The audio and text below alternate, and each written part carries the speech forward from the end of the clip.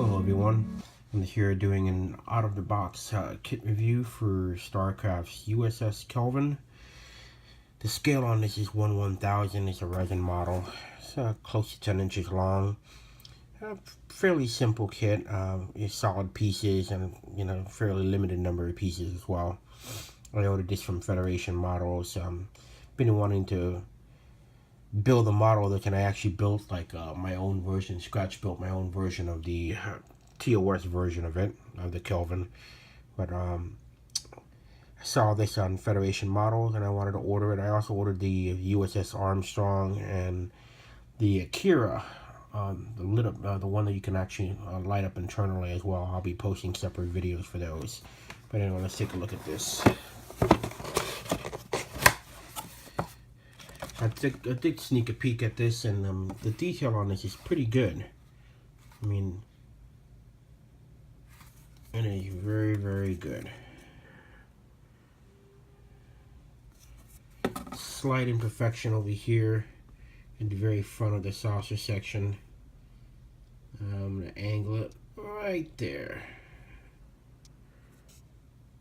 Well, overall, not bad at all. Not bad at all. Even on the back for the in-post engines, and just overall the detail in the saucer section is pretty darn good.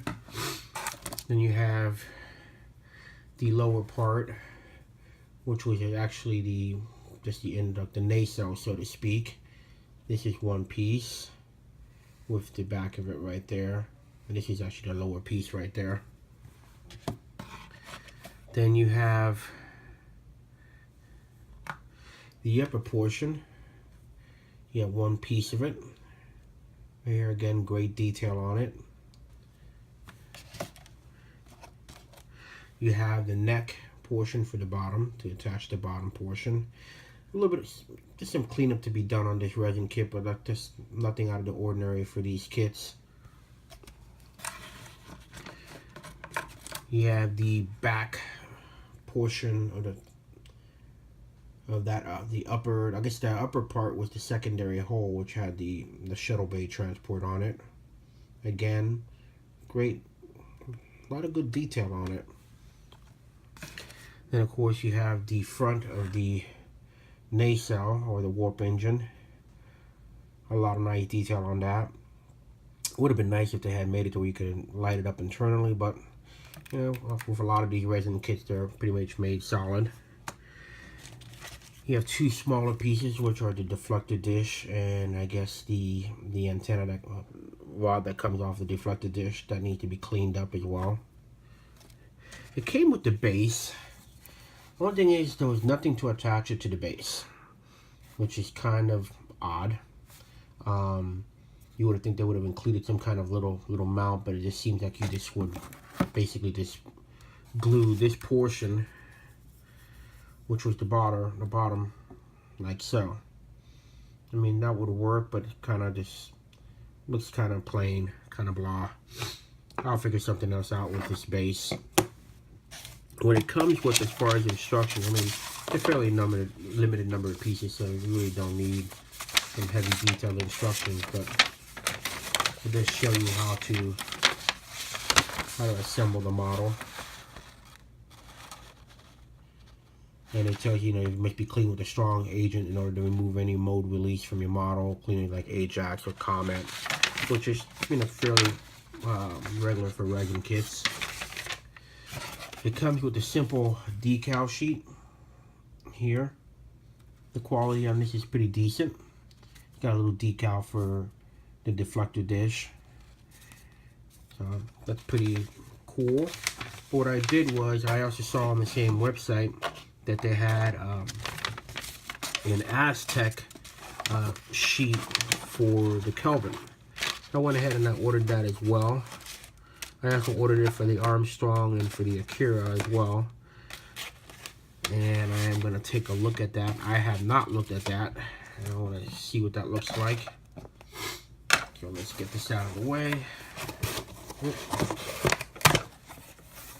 I got the base.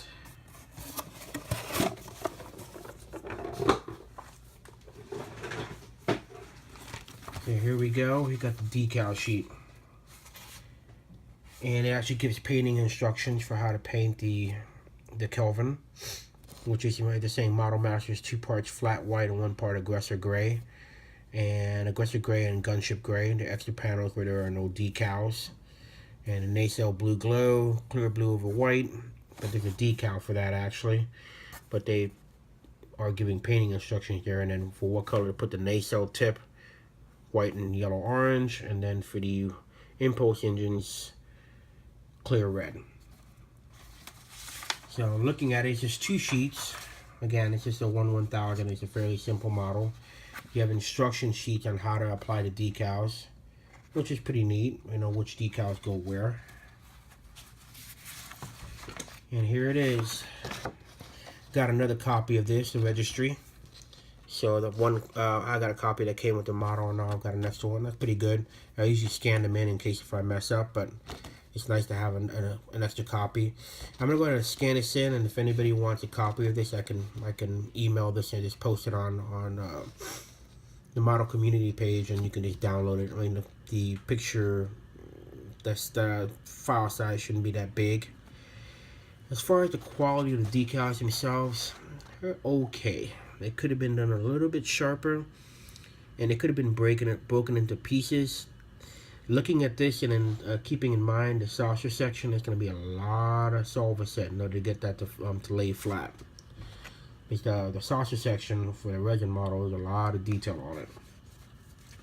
So I'm assuming this is the top portion, and some portions for the bottom nacelle, for the neck, for the bridge dome. So that's one sheet.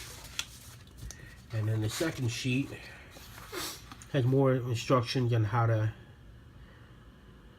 set it. I'm saying use decal set to soften the film to conform to the irregular shape. Yeah, duh. Definitely gonna need that. And then let's take a look at the second sheet. Actually, I was mistaken. The other sheet was the bottom one. This is the top one because it actually has the portion here for the neck that connects the secondary hole that sits on top of the saucer section.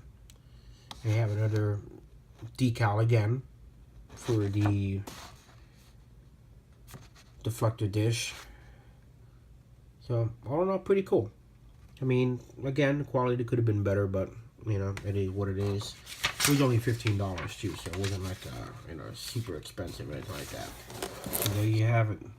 The review of the Starcrafts USS Kelvin 1/1000 scale. Again, it's just close to 10 inches long. It's a pretty good detailed resin kit. I'd recommend it. I look forward to getting into building it and seeing how she comes out. Alright. Take it easy, y'all. Alright, bye.